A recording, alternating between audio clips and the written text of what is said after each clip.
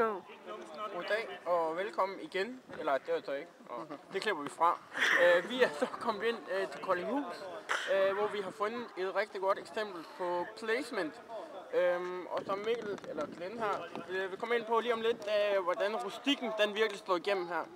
Ja, det er jeg glad for, du siger, Jan, fordi der har man sgu virkelig tænkt over, at place, det skal være det, man ligesom slår sig på, det skal være værdi for slutbrugeren.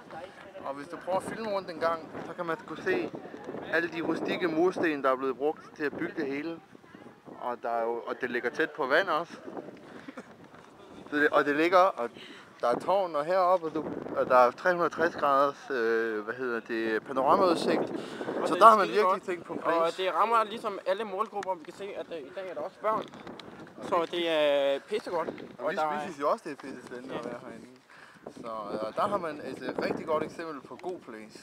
Godt place. Farvel.